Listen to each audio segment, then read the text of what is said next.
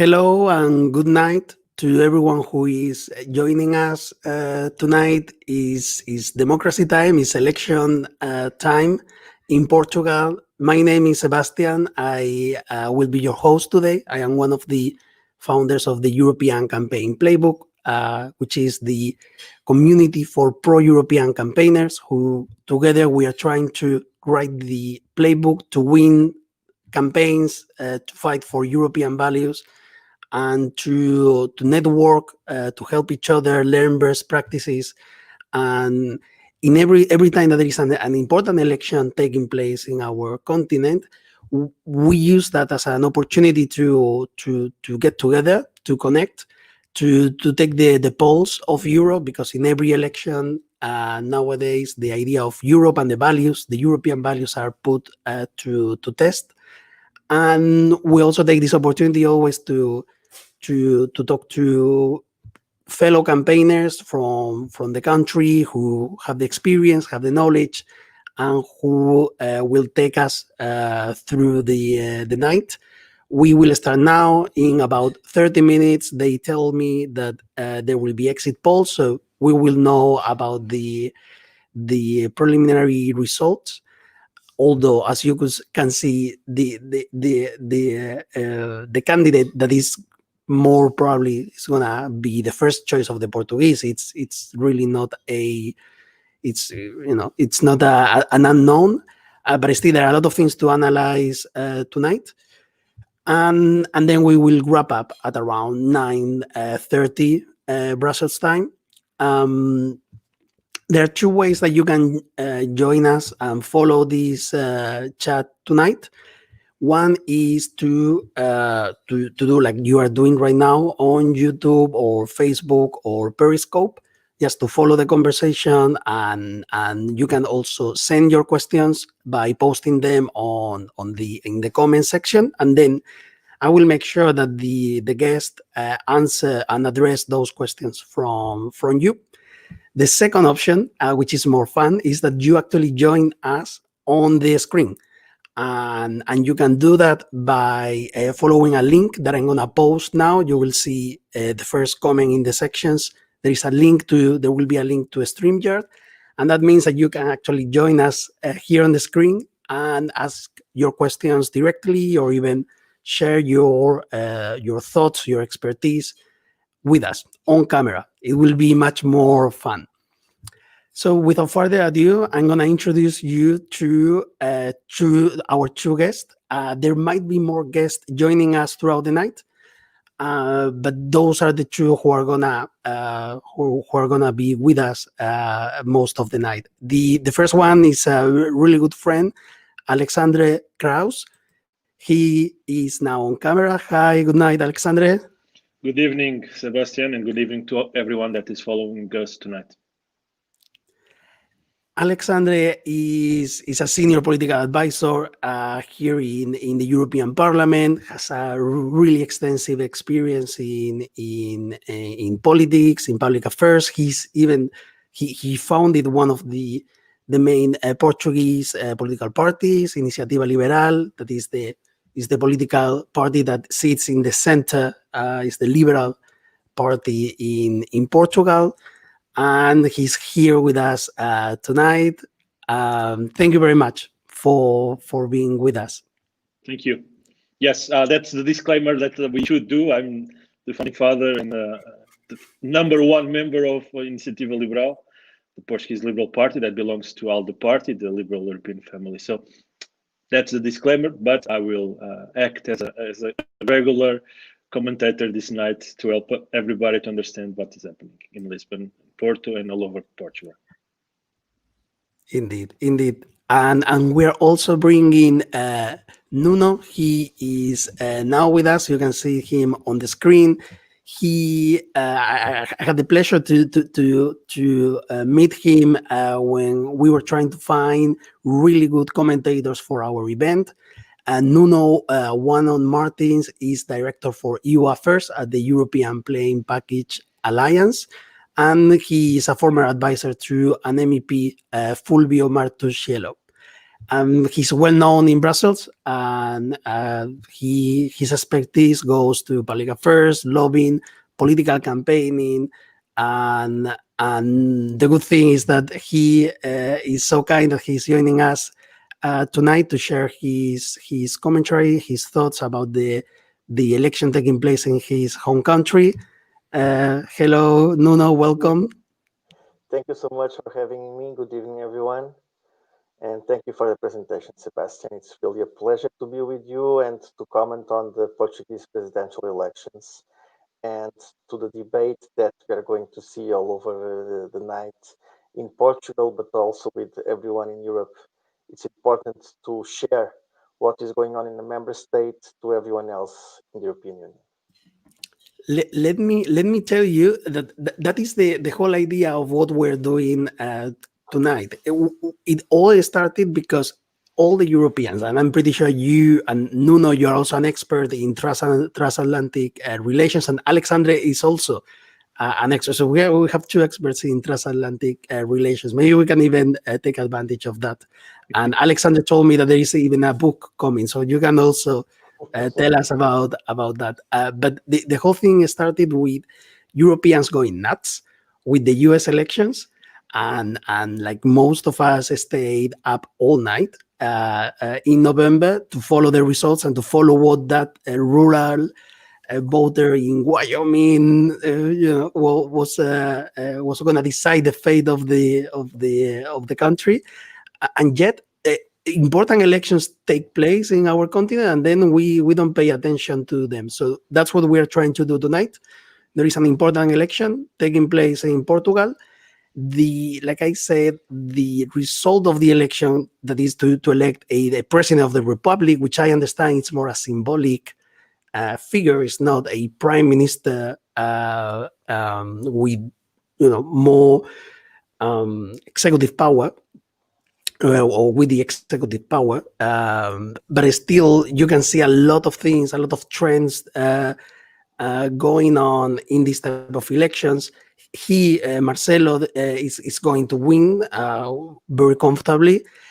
The key election, that's I start throwing, I throw that to you, whoever wants to go first. But the key election is, the key question is going to be who is going to come second, especially considering a high abstention expected, but still a high abstention that always gives us, it's always bad news, and also gives us some surprises during the night. So who do you think will come second? Will it be this far right party? And if so, why is it important in this context that this party in this election picks up so much vote, or is it rather things that are more anecdotal about the election? Alexandre, please go first. Well, I would start to say with a smile that the one that has winning a lot of elections in Portugal in the last 10 to 15 years has been the abstention. They have been the great winners of many electoral nights in Portugal. Tonight is going to be very tight. I don't know if it will be Marcelo or the abstention that will win. We shall see. But trying to address your question, I think that the socialist candidate and former MEP Ana Gomes will come second, but maybe not as comfortable as many might think. I think, yes, that there will be a shy voter at the end that would maybe think to vote for the Mr. Ventura MP, but it belongs to the well, not far right, I would say, but right wing party. Is a controversial figure. Is a one-man party at this point. He did a very aggressive campaign in terms of his statements. They were somehow controversial. A big war of words imploded between the far left parties. Bloc de Esquerda is a kind of Podemos in Spain. So there was these two narratives, very similar, very populistic, very aggressive. And it's something that concerns. You mentioned the United States, where we see this bipolar way to address politics, based in a lot of extremism, I would say. And this extremist of rationals and debate, this is really taking place in Europe. It's not only Portugal, it's all across Europe. And yes, we should also pay attention to the Ohio's and Wyoming's and Florida's of Europe. US politics for Europeans is a popcorn thing. It's impressive, but it's true. I see all my friends like watching the US politics and the election is a popcorn moment. Like when you go to the movies, buy your soda and your popcorns, and you sit and you have 3 hours of delight watching television. Then you discuss the movie in a very passionate way with your friends. And this is the US politics. In Europe, no. In Europe, I can't really explain you why. And even in Europe, the only country that I see where people tend to pay some attention, extra attention, is the United Kingdom. The election night of the United Kingdom, I see also some movement, some people interested to follow the elections there. But the rest, no, I don't see this. But again, I think we are all pro-Europeans here talking tonight. And of course, we wish that things would progress in a different and better way. But I think our Europe today is also a mirror of many centuries of history, many differences, even internal differences in many of the EU countries that have to be addressed sooner or later. But I will end with just a note. I think one of the potential surprise results will be the Liberal candidate. No one knew the Liberal candidate, Tiago Maia. Now everybody knows Tiago Maia. He performed extraordinarily well in all the debates that he participated. And all the exit polls have been indicating that he will have around 5%. Even ahead of the communist and the far left party candidates. If we confirm these late polls, I think this will be an extraordinary result for Iniciativa Liberal, the Liberal Party, and will basically crystallize their base of support at 5%. And they are growing since the last general elections, and these are good news in terms of balancing a bit the politics in Portugal. Thanks, Alexandre. And talking about participation, we have some people asking, Ramiro Romero asking us on YouTube whether we know the final participation results. I suppose he means the abstention. Is it official now, or if we have when we will know the official or the most reliable data on participation? Do we know tonight? Yes, Not I think. no? We should have yes. All the three national televisions and the main news outlets, they are very aligned, and now they're around between 55% and 60%, but closer to 60%. Okay.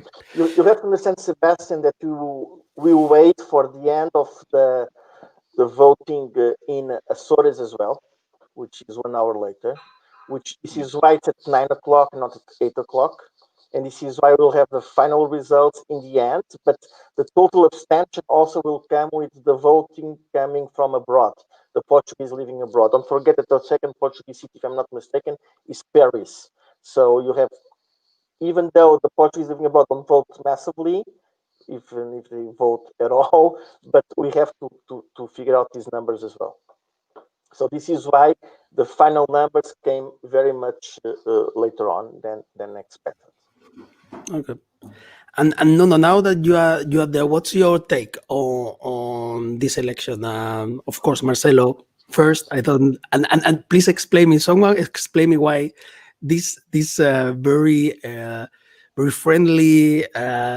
He's like very friendly, very charming, but he doesn't seem to have run a sleek, streamlined campaign on social media like other have done, and yet the guy picks up. I mean, he has the confidence of the country behind him. Why is that? And who do you think is gonna come second? And yeah, and anything else that you have in mind? Look, first thing I want to start continuing the words of Alexander, which basically why Europe is not the US. It's not. I don't think it's Europe is not the US. I think Europe can and could be the US. I give an example.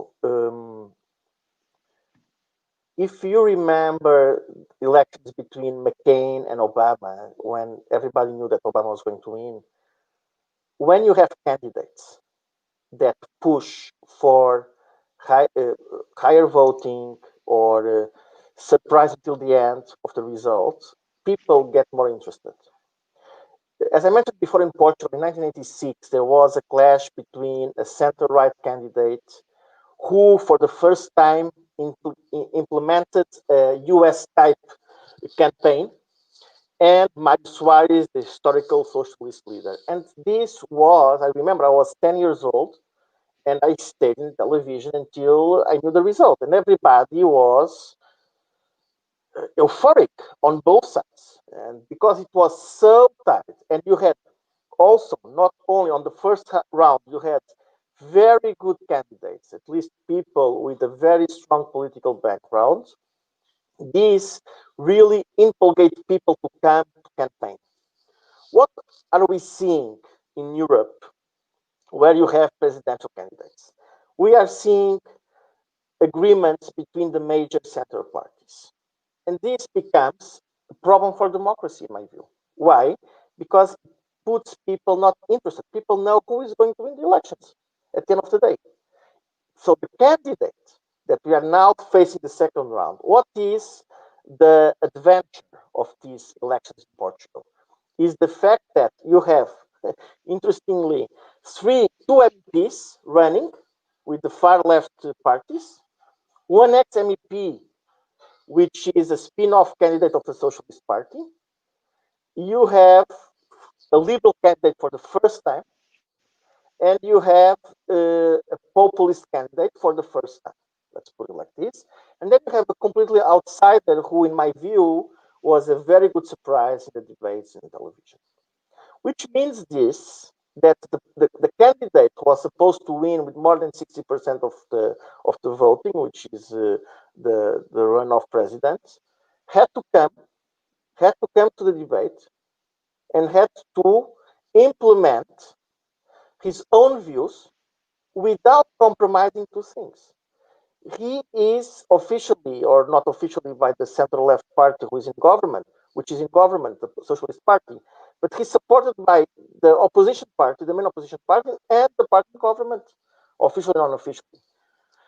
But his campaign was basically showed with very few politicians because he tried to implement his view that he's a upper candidate, he's above political parties on his second round. And he was trying to get a better result than the result taken by the historical socialist leader Mário Soares in the second election in 1991. So, in my view, this is exactly why people in continental Portugal came to vote and came to vote for these other candidates. As Alexander said, the liberal candidate was very good in the debates, and he was very good in deconstructing arguments against liberalism, against liberal policies, and he was very good in attacking in a very reasonable and gentlemanly manner, especially the current president and the populist candidate, on arguments which are valid and which are well seen by the public. We have also to understand another thing, which is the 5% border is very important because the candidate that overpass this border will have their campaign subsidized by the state. So in some way, the Communist Party candidates and the far left candidates, they are a little bit stressed to get more than 5%. in these elections. So, just to conclude this first view, I think the second candidate might be the former MEP Ana Gomes. But I think also that there is space for the surprise tonight. Let's talk about Ventura a little bit. So to understand the Portuguese political context, you are mostly progressive. You have progressive politics. In a way, you've had for a number of years a coalition that then we copied in Spain with between the socialists and the far left, and in the case of Spain, that has really alienated the right, and now the discourse from the right in Spain, which I think is the same one as the far right in Portugal, is the conservatives. They just gave up all their ideas for this progressist mantra, and there is really no difference between socialists and conservatives, and so we are the true right. We are the. In fact, I think Ventura said, "I am the only right. I'm the only candidate on the right in this election." I think that's what he said. Does how much of that explains the search of the far right, or is there other factors from polarization, or the people who've been left behind by the different crises, 2008, COVID, of course, it's shaking up politics at the moment. But why do you think this guy is having such a good ride at the moment, or relatively good? Of course, he not as good as the others, no, but surprising nevertheless in I Portugal. want to make a comparison, okay? Because what is interesting is that Ventura comes from the same political party as the current president. As the current president, he's also a law professor. And as the current president, he has used the television to become famous. He was a football commentator, a supporter of Benfica. And let's face it, the current president, why he went to elections? Because he has been commenting on political and cultural and whatever analysis on the television for, I think, around 10 years. His programs were the best on the poll, on the television poll. And then he ran, and Ventura is doing the same. Somehow he's much younger, of course, but he's doing the same. But he understood also, and he's doing exactly the same as he's doing football commentating, which is attacking the enemy. Attacking the enemy. So I think this is very interesting to analyze, because at the end of the day, we are seeing today also all over Europe and all over the world the television candidate. We had it in Ukraine, for instance. It's a television candidate who becomes candidate and wins elections. And I think so, but still I think there is a difference between him and Santiago Pascal, which is Santiago Pascal somehow was always a kind of the kind crazy man, the son of a famous politician, and everybody was saying, "Oh, it's Santi. Santi knows how crazy he is." But the question is also the spin-offs in the PP in Spain is completely different from the spin-offs in the Portuguese politics, because the Portuguese politics have a center tendency because of the revolution, because of the political past of the history of Portugal. And this is why we have a social democratic party, which is considered to be center right. So it's still, in my view, it's different than Vox and Santiago Pascal. Like Your I take, said, Alexandre? yeah. Like I said, well, Nuno is right on his money, but I would even add that Marcelo has been a media tycoon since I remember.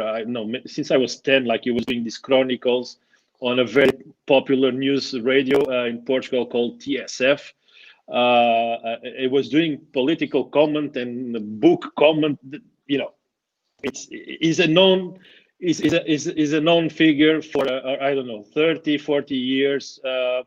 But remarkably enough, as a politician, he was never able to win the confidence, even though he was president of his own party. He was never too popular. He failed a lot of political races. So, you know, this was the summit of his political career. Definitely was the presidency.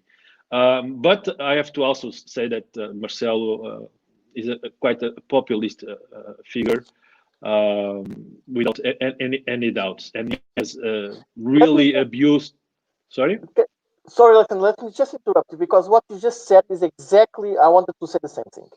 In 1989, Marcelo was a candidate for the mayor of Lisbon, and he did two things, which today is probably nothing special, but then was viewed kind of populist. He had the baths in River Tejo to show that the river was good to for a swim, and he disguised himself as a taxi driver. In fact, it's interesting because my mother took him as a. My mother was his client during the campaign, and he was using this populist type of populist campaign to make it to get into the mayor of Lisbon. And that in the end he was defeated by Sampaio, who then had the support of the far left. Sorry, Alexander, just wanted to complement what you just said. If we just wait a second, I think national television is prepared in a couple of minutes to mention the exit polls. But yes, so Ventura is also a product of a media platform, and but a much more vertical. It's football, and football in Portugal is equal to irrationality. And it belongs to the biggest Portuguese club, Benfica. They have the biggest amount of supporters and members.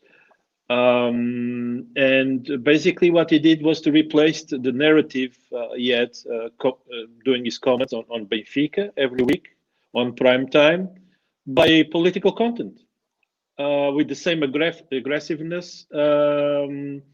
And he succeed.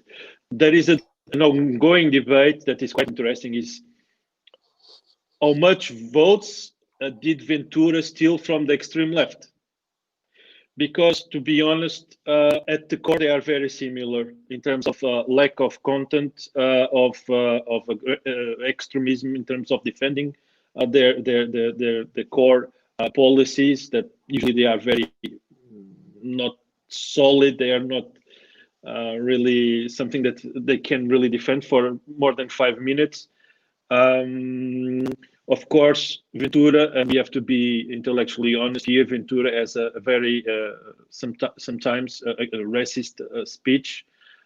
He attacks minorities, and yes, is showing some ticks of. Even the other day, there was a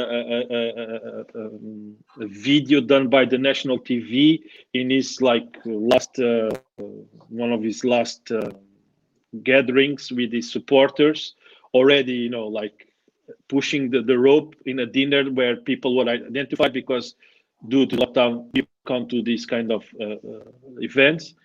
And Ventura was using a very non-Mussolini posture. He was standing like this for the television. So,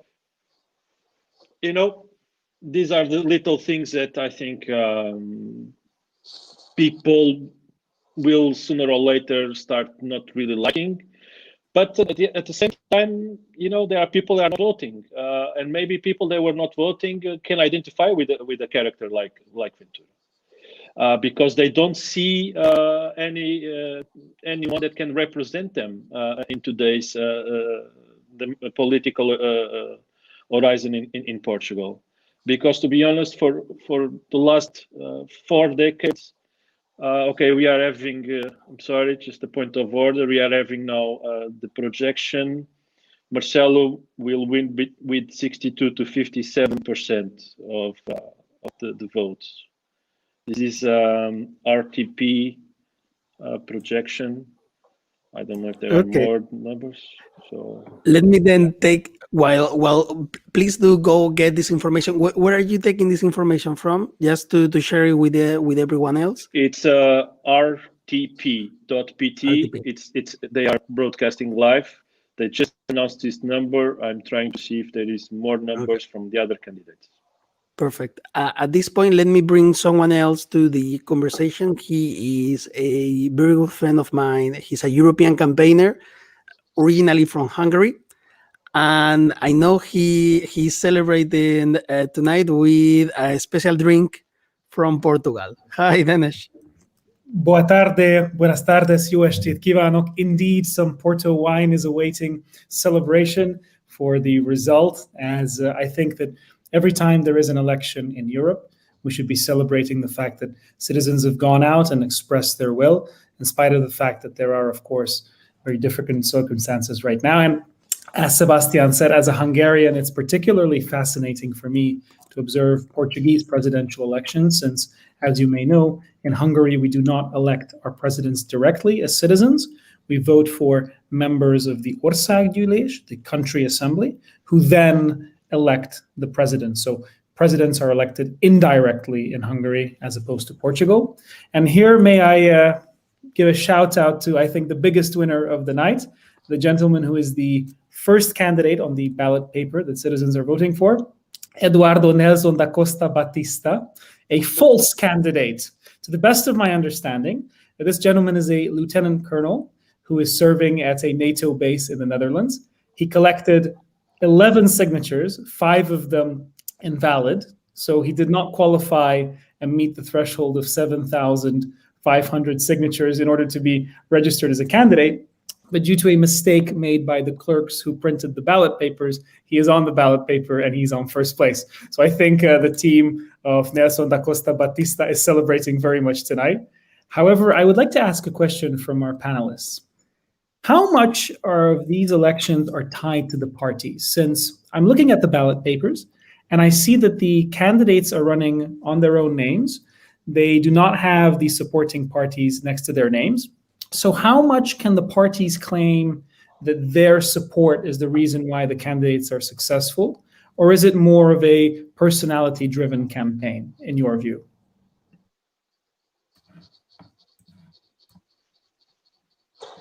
You want me to start? I can. I think please. that the parties will not do that. I think, as I said in the beginning of the program, the political compromise to accept a candidate who is horizontal to both the center right and the center left right now. It's an agreement that no one will say he won because of this, he won against the government. I think that the party is not going to do that. Regarding the other candidates and accepting Ana Gomes, who is, as I said, a spin-off of the Socialist Party, the far left candidates for sure will use the party, and both the Liberal candidate and Ventura will also use the party. This is normal. In fact, Ventura speaks not about himself, he speaks about his party as being the candidate for these elections. This is my take. Yeah. I agree with Nuno to some extent, because, of course, if you talk someone like Marcelo or like Soares many years ago when he was running for a second mandate, or Sampaio as well for a second mandate, it's much easier to detach parties from the candidate because usually these candidates, they emanate from the inner core of a party. But I will give you again the liberal example. I think this is very significant. It's the first ever liberal to run for the presidency in Portugal, and of course it was his own decision. At the end of the day, it's always his own decision. But there was an internal discussion in the party for sure to decide if shall we or not, tease anyone to run for the presidency. For a party like Iniciativa Liberal, and now I'm seeing the results or the exit polls. It points that the party will get around 5%. The candidate, Tiago Maia, will get 5% of the votes.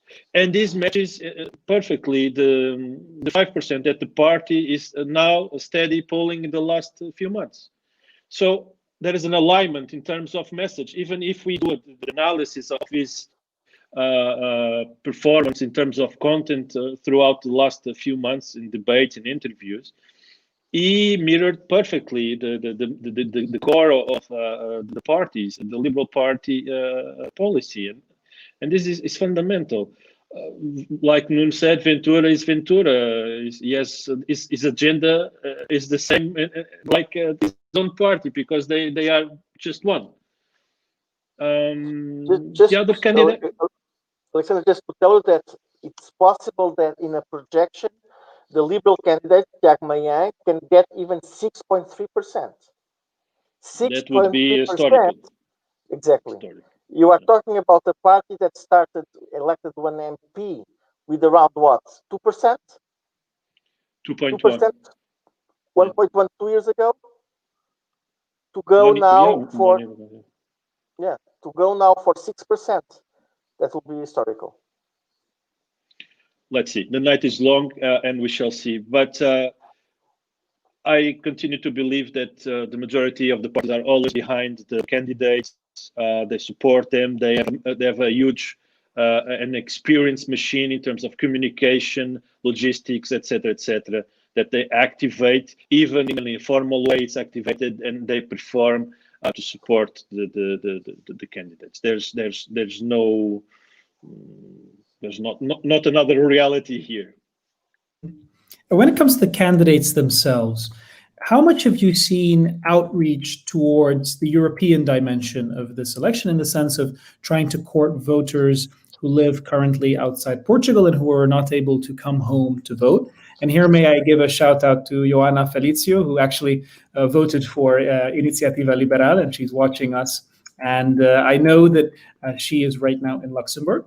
And I think it's a fascinating fact that at least 16% of the population of Luxembourg currently is of Portuguese nationality. Perhaps our viewers might not know that, but there's a significant voting element there. Of course, this is only approximately 82,000 citizens with voting rights, but still a quite significant element, I would say. So have you seen a lot of innovative outreach from the candidates targeting Portuguese citizens with voting rights outside the borders of Portugal in this election? I haven't seen it, but I have to tell you one thing. It is natural that people abroad vote more for liberal or center-right candidates than the people in the continent or in the territories, basically. I believe to be honest with you, I think the only one who used a little bit the Europeans was even Ventura, with Le Pen and Salvini, unfortunately. I believe there is a lack. We have to use other candidates. We have to explain what does it mean to be a member of a political family. It passes on the side, in my view. And I believe that I think we should talk about the candidates. It's, as I said in the beginning, you have two members of the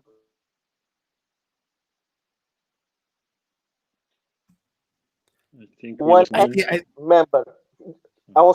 You hear me?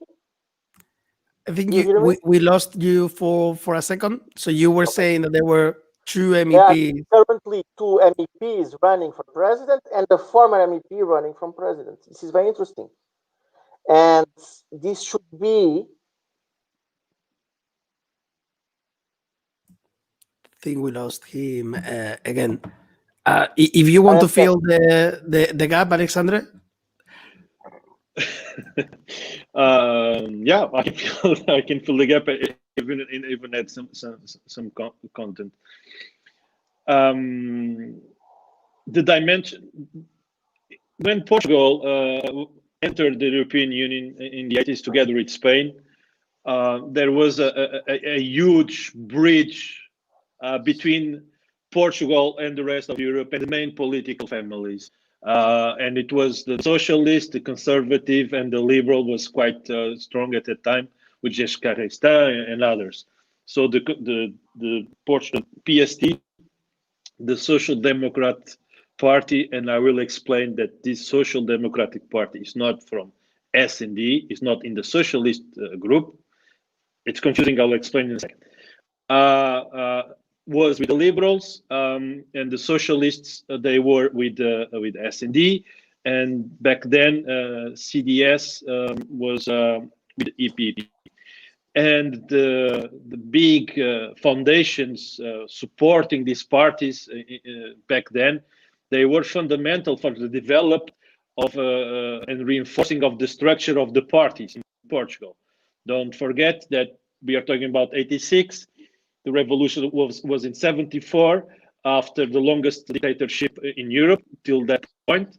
So the parties were still very young, unequipped, without means to further develop for training, etc., etc., etc. So it was fundamental, this bridge between Portugal and the remaining countries of the Union through the European parties.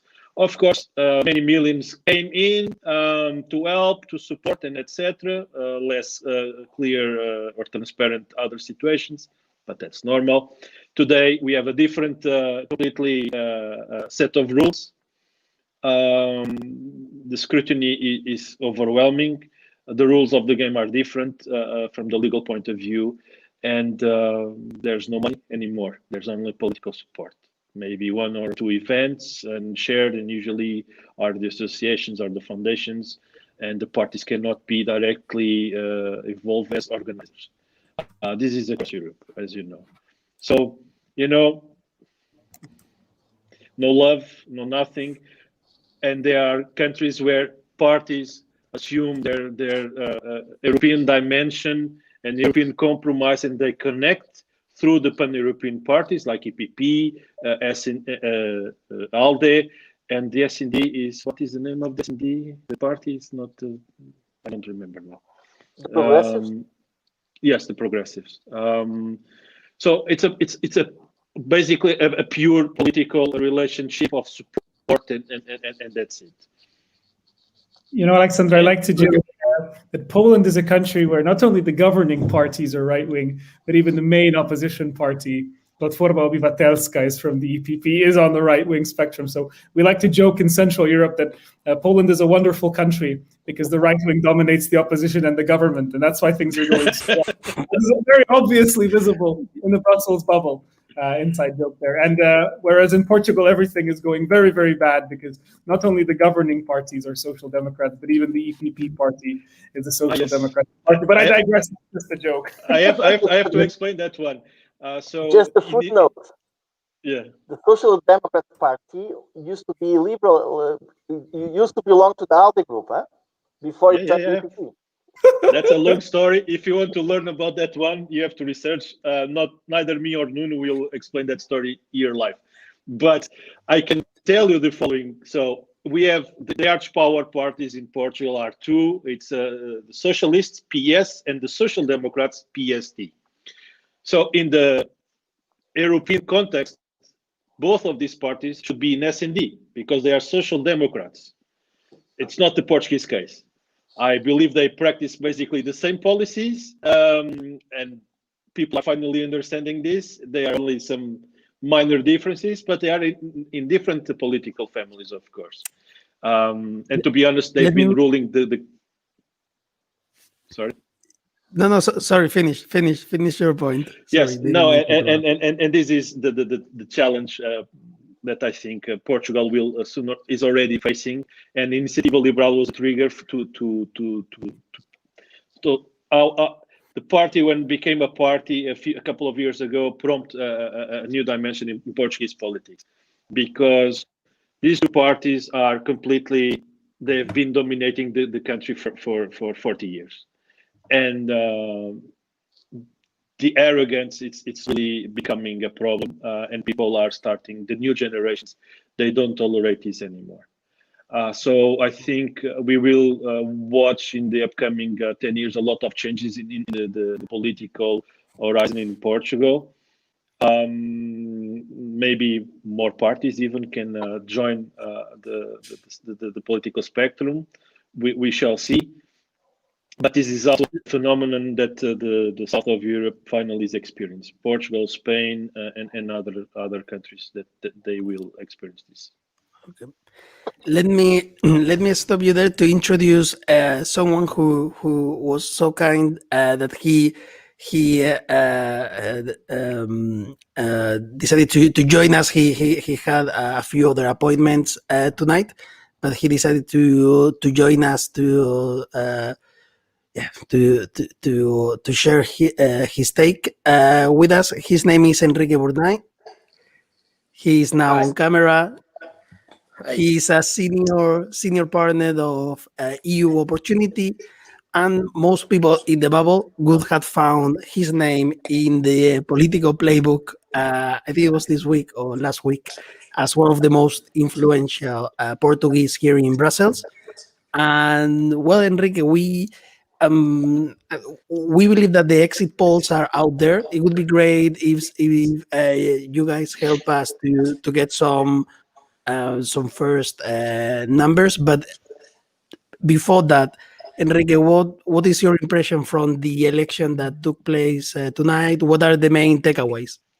Well, before that, just let me thank you for the invitation and say that I'm in great company with Alexandra and Nuno, whom I know very well, and so it's great to be with Portuguese and so knowledgeable about what happens in Portugal.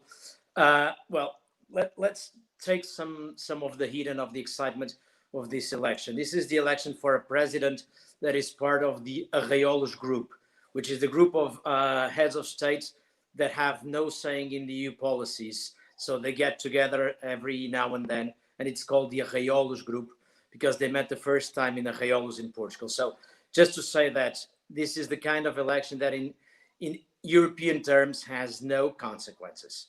Nevertheless, it's an election, and it's good to measure the temperature. And there are a few things that I think we can see from the polls that are out that are already a sign. First of all, you can see that the president, which was supported by, and Alexandra and Nuno were explaining that, which was formally supported by the Social Democratic Party, which is the largest EPP party in Portugal, and also the small junior member of EPP, so the right-wing parties, but was, if not endorsed, at least welcomed the re-election by the prime minister, who's a socialist, will win at the first round and will have somewhere between 55 and 62%, meaning that between 50%, more than 50% and 2/3, well, not, it won't reach 2/3, but close to 2/3. This means that it's basically, and the participation in the election was higher than they expected, meaning it was around 50% or 50 something percent. So it's not incredible, but it's not terrible. In the elections where not much was at stake. So the first thing is, at European level, this means that there is a wide consensus, and the winner is obviously part of this wide consensus about Europe. Second note is that the candidate that will most likely be in second place, although we can easily claim that, namely, her campaign is basically quite populist, is a left-wing populist that has portrayed herself as a left-wing populist with a kind of anti-corruption, anti-mainstream, was nevertheless an MEP from the S&D group for 15 years, if I'm not mistaken, coordinator of the S&D group in the AFET committee and in the Security and Defense Committee for a while. So although we can say that the campaign was, in the campaign, she does do some claims quite populist, nevertheless, in Brussels, she belonged to the mainstream S&D coordinator of the S&D group. So nevertheless, this. Thirdly, and I think that's interesting, is that you have two other candidates who are members of the European Parliament. Marisa Matias, for the second time running for president, and was on top of the list for the left bloc, so one of the parties that is member of the GUE, of the United Left. And awkwardly, in Portugal, we also have a communist party, and the MEP, the first MEP for the Portuguese Communist Party, is also the candidate for the presidential run, which means, and that's something that it's interesting for national terms, that after the first years, when usually candidates or members of the European Parliament were often kind of the politicians outgoing at the end of their career, now you see that's not so much the case. So two candidates are currently MEPs. One of them used to be an MEP. So that's the other comment. Third comment before I finish this initial comment is, if we look at these elections and try to imagine some consequences if there was something happening in what regards European elections, and be aware that we're very far away from European elections. These were presidential elections and so forth. In any case, it does seem that a few things are likely to happen in the near future. One is, it may happen, it seems that very possible, that a new party will come from Portugal to the European Parliament. And that's the Iniciativa Liberal, which is for the first time since 75, a party that calls itself liberal in the classical terms. So it's something that you hadn't had before. And it looks like it's likely that with these kind of results, it's expectable that it can come to the European Parliament. That would be a change. The other change is the party that the candidate that came third is our most right-wing candidate. We can discuss if it's extreme right, radical right, or very much to the right, a populist right. It's a matter of it's a nuance. Nevertheless, it presents himself as an anti-system to the right. However, and if he were to go to Brussels, and with these results, he would certainly, or his party would certainly have eventually two MEPs with these kind of results, if not more. If he were to go to Brussels, he would join ID. And that's bad news from my perspective. Those are bad news for Portugal and for the European Parliament. So that's the worst lesson from these elections. Nevertheless, and I'll finish here for the beginning. Nevertheless, even this candidate does not propose exiting the EU or the euro or whatever. So it's the kind of populist discourse. It's the anti-system discourse, but it's not anti-EU, and it's not the Euroscepticals that we even once had. So these are the major conclusions that we can take from specific presidential elections. Obrigado. Again, thank you very much for the invitation. It's a pleasure. Obrigado. It's so nice to see you again. And could I ask a question? What do you think is the main campaigning lesson to be drawn from this success? So what would you say is the main tactic, technique, or tool that this particular candidate has utilized in order to score so impressive results? What can we learn from them? Because I think here at the European Campaign Playbook, although we are a pro-EU group of campaigners, we try to learn from the other side and see what it is that they're doing so effectively from which we can draw lessons. So was there anything, and this is a question to the entire panel, that you saw which was so impressive that we should really think Sorry. I'm sorry, I got a bad connection. Can you hear me well now? Okay, I couldn't hear you perfectly, but I think I got the question. What can we learn from the campaign of this extreme right or the populist right-wing candidate? Well, I think there are a few lessons. One of them is that the best way to respond to extreme right or populist right-wing candidate is someone that comes, or at least is perceived as coming from the right. That is one of the things that I think is most obvious. Alexandre will probably correct me if I'm wrong. Iniciativa Liberal does not present itself as a right-wing party, but it is, however, perceived by the voters as a right-wing party, staying on the right wing of the Portuguese spectrum. That's something that has always happened to the Portuguese in the Portuguese political spectrum. So parties that claim to be center and are perceived by the voters as right wing, etc. So again, and it was commonly agreed that the two candidates that better responded to these candidates during the debates were both the current president, who presented himself as what he called the social right wing. So let's call it a right wing with some, even if he didn't say Christian democratic roots, and the candidate from Iniciativa Liberal, so coming from the liberal, classical liberal, and who was very good responding. And I think the answer there is these are the ones closer to their voters. So if you want to get their voters, it's with these people whom they can actually change. Not always, okay? In some cases, you have voters that go straight from the extreme left to these kind of candidates. That happens. That has happened in France, for instance. So this happened as well here. But I don't think, as it becomes mainstream in this anti-system, it is up to the right wing to respond to this kind of candidates and talk to these voters. I think that's the major lesson that we have. And it's not so much so as insulting the candidate, and let alone, of course, not the voters, but also not try to copy them and not try to say the same things.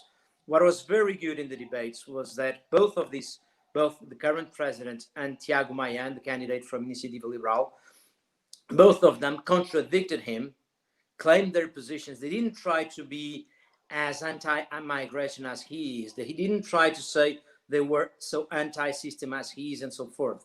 They didn't try to copy. They showed that that's not the good way of presenting right wing. Even if, as I said, Iniciativa Liberal doesn't present itself as a right wing party, but I think that the voters understand it. At least those who still think in terms of left and right. I want to hear from Alexandre and if you allow me, yes. Yep, well, on the perception, I understand why there is a perception. There is a perception because there is a void. There is a long time void on the classical right, center right and right in Portugal, because the so-called right party, PST, the Social Democrats, and we already went through the explanation, today is a weak party and has basically has been very aligned with the mainstream policies of the Socialist Party at the eyes of their own electorate. So, and also a smaller party that is called CDS has been year by year falling falling their numbers, and today basically is becoming irrelevant accordingly to the latest polls. Iniciativa Liberal is the center party in the classical and strict point of view, of course. But again, this absence of a clear right classical wing party has triggered this understanding. Now, the party Chega from André Ventura, the candidate André Ventura, it's a complicated issue. It's a very complex issue even to analyze, like Nuno and Enrique already mentioned. This will be tricky because what it just basic, for instance, it just all the journalists or the journalist from his room because he doesn't want to talk with journalists anymore. So it is this continuous behavior, very Trumpist behavior that is basically attracting new voters that they are coming from, I would say, the abstention side to some extent, and I agree that, and we already went through this earlier on the broadcast, that a lot of people from the far left, the extreme left, they also identify with this kind of behavior and posture. And this is an issue. But we also have to thinking on 2 points, and this is very specific to Portugal. First, one of the first things that Ventura did, candidate Ventura did, when he started to have some interesting polling numbers, was to try to make a preemptive deal with the Social Democrats in Portugal for future elections. I think this is a very important point to analyze because he's a former member of this party. As soon he got around 4 or 5% in the polls, he stretched to the party PST, the Social Democrats, trying to cook a preemptive agreement for future elections. So I think we need to revisit this topic soon to understand what is the dimension of this. Because if we confirm the data that he will have between 8 to 10, 11% tonight, this is huge because PSD has around what 25, 26% today. So 10% of party Chega plus the numbers of PSD, they can basically contest the elections from the socialists. So this will be an interesting discussion for the future. And a second point for tonight, this is for tonight, is the candidate Ventura stated publicly that if he would come third, he would resign. I think that was the point. So I expect a massive, typical communist U-turn that will transform a statement or a defeat in a victory, a glorious victory. But I leave this to Nuno and Henrique. There you go. To answer your question, Sebastian, I think the biggest surprise for me was the candidate from Iniciativa Liberal, because he's a candidate who lacks charisma, but he was, as Enrique said, he was the one who defeated Ventura, but he was also the one who attacked wisely the president and who started the debate attacking the president. And I think he won in this too. He obliged the center-right candidates to come and to give specific answers, because the first debate of the president was to patronalize the speech. This is what he did with the far left. But on the other hand, I also believe, and also followed what Enrique said, in the fact that Ventura takes votes from the far left, and especially from ex-communists, as Le Pen does in Nord-Pas-de-Calais. I believe that Ventura was quite good in deconstructing the left myth. And as far as I agree with Enrique that it's bad to have Ventura in ID, I think it's as bad as having Ventura in ID as have two parties in GUE, the Communist Party and Bloc de Esquerda, the radical left. Now, so for me, the big surprise was the Liberal candidate. And it was the surprise because of the argument of that he exposed the other candidates. And I believe that despite the fact also that something that Alexander said before, the fact that the Liberal candidate was not a previous candidate for the elections, for the parliament, this also makes something new, makes some diversity in the political party, which is completely new in Portuguese politics, where the candidates are candidates for the President of the Republic, for the European Parliament, for the Portuguese Parliament, for the mayor of the biggest town, whatever. And this is something new, that is something refreshing that we haven't seen so far. Enrique, any follow-up comments? Yeah, I was checking the chat, see if there was a question. Yeah, coming back to the issue, which I think is important, about how do you respond to a candidate who's a populist on the right wing. And for me, that's one of the most pressing issues. I understand what Nuno says about the fact that we have two parties from the radical and the communist left. But then, as we see often when we watch the votes in the parliament, now and then GUE falls in line with the majority. It does happen from time to time.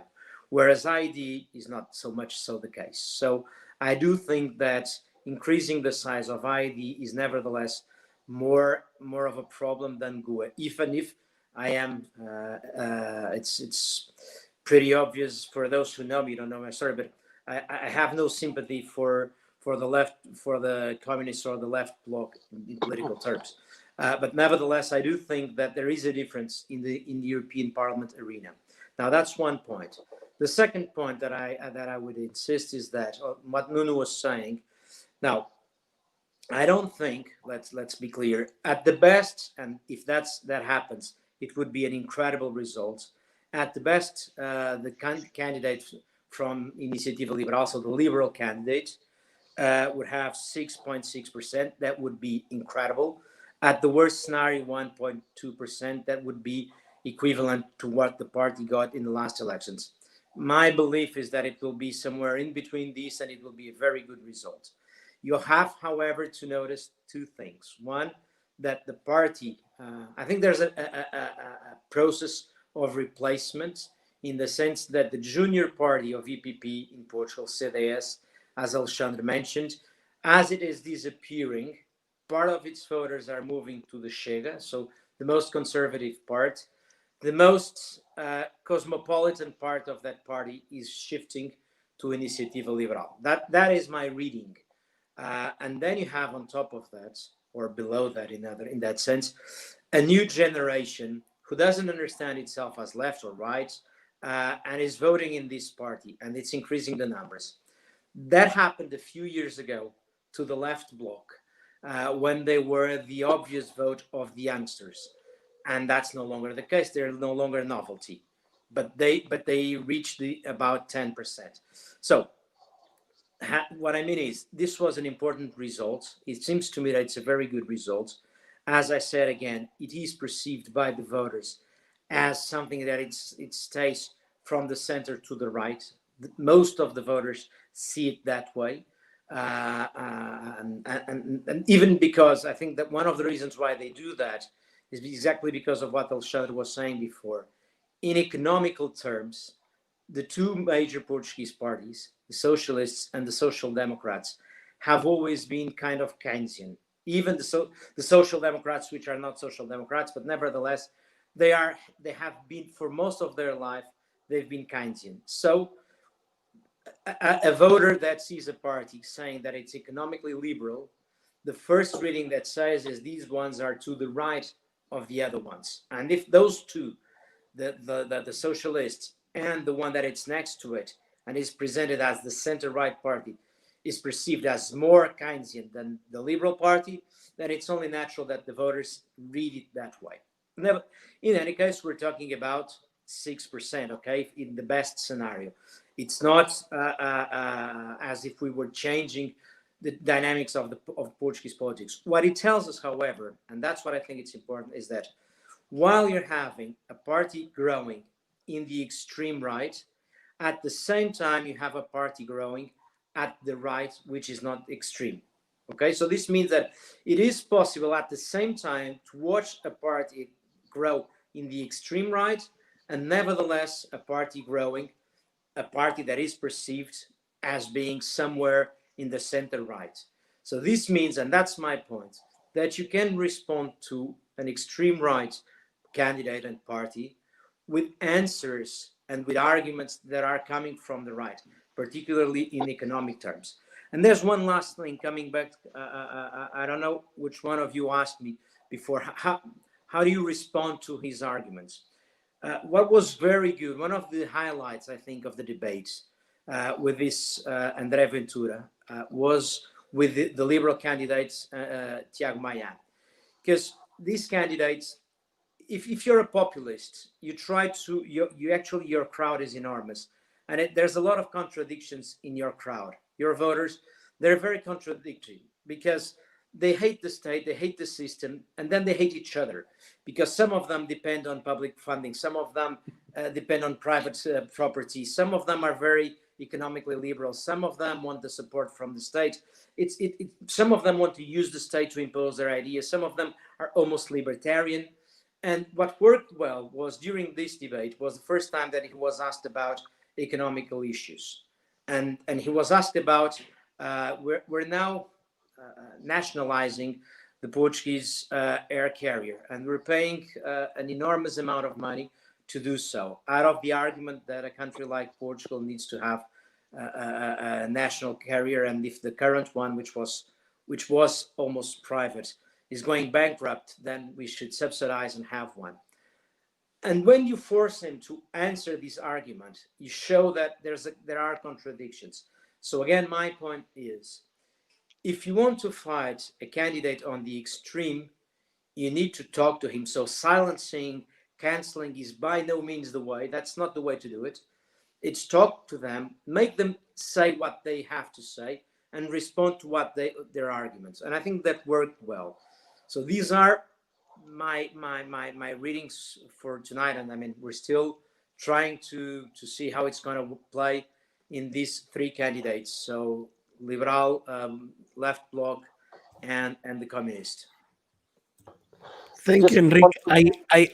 I think I got the results right. I think you can see them on the screen. I'm checking RTP. So as of 20 to 9 o'clock in, I suppose, yes, in Portugal. So of course, what we knew, Marcelo overwhelmingly won the election. So congratulations to him. I opened a bottle of Mateus White to celebrate. We need to get you better wine. Come on. I think Nancy has a better choice. She's He's the only one that they have. No, He's the only one that they have in the store.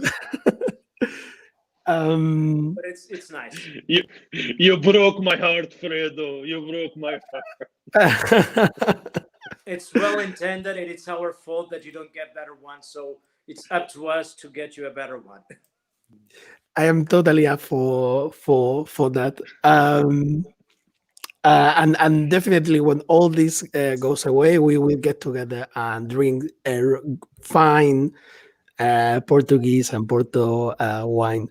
But look, Ventura, look at the results. I mean, if this is already accurate enough, and most of the votes have been counted. No. You still have 600 councils to count. So this is ongoing. Yes, the most heavy populated councils are still due to be counted and inserted as final numbers, and then you will see the shifts, quite substantial shifts in terms of numbers, and the final numbers will be very approximated to the exit polls broadcast early this evening. I think for the time being, the polls are more reliable than the figures that are coming out, because this is as they are being counted. Not to mention that the Initiative Liberal candidate is not even mentioned in these results. So, yeah, right now he has 2.3, but I mean, no, in these results that were shown on the screen. Oh, the one that were presented here, yeah, but I think they were being copied from the national numbers. And yeah, no, Tiago is 2.3. I will include him, and I will make clear that it's not a final one, but what it looked like it's gonna be a long night, probably, to see who is coming next. I know who's coming second. I don't think we will see Andre Ventura resigning tonight, unfortunately.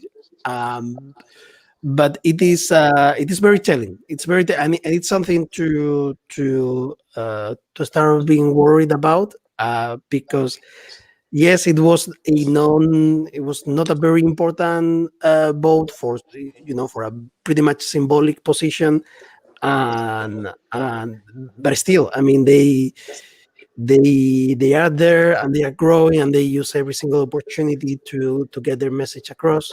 And I would like to hear one latest round from each of you, just to comment the results that I will put now on the screen. Remember, it's not final. It's is as votes are being counted, but I think we can. I mean, the winner is clear, and it's going to be a long night to see if Andre is the comes second. So one last round, and then I think we can call it a night. Nuno, you are on the screen, so I would please go like ahead. to say something about Ventura, which is there was this idea in Portugal until very recently that Portugal is a country of what we say brancos costumes, with people who are center, people who are not extremists, people who are not racist. There is no racism in Portugal. There is no violation of fundamental rights. There is no hate crime, etc., etc. And Ventura came and he basically made a challenge to this view. And what I'm saying is this because I have been fighting on anti-Semitism for many years. And in 2017, I participated in a EU Council meeting in Austria. And the current Minister of Home Affairs said that again publicly, there is no anti-Semitism in Portugal. There is nothing to worry about. And then it comes Ventura. And it looks like there is a lot to worry about. What I think, paradoxically, the positive case of Ventura is that it's obliging the Portuguese people to fight something that either not prepared to, either they were not willing to recognize. I'm not saying that Portugal is a country, a racist country, by all means. It's very marginal, but it exists. It's a phenomenon, and it's a phenomenon, as Enrique said, we have to fight with arguments, and you have to fight with facts. It's not only about elections, it's not only about belonging to extremist groups in Brussels, it's about this coherence that we had for so many years that we really have to play it now strongly, in my view. Okay, Alexandre.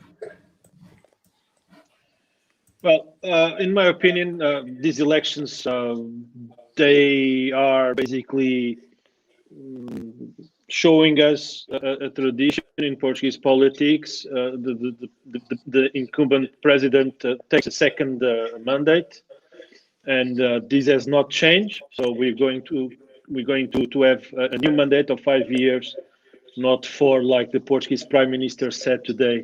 A new mandate of 5 years of President Marcelo Rebelo de Sousa. I have to say that the result of Ventura is an extraordinary result for the one-man show.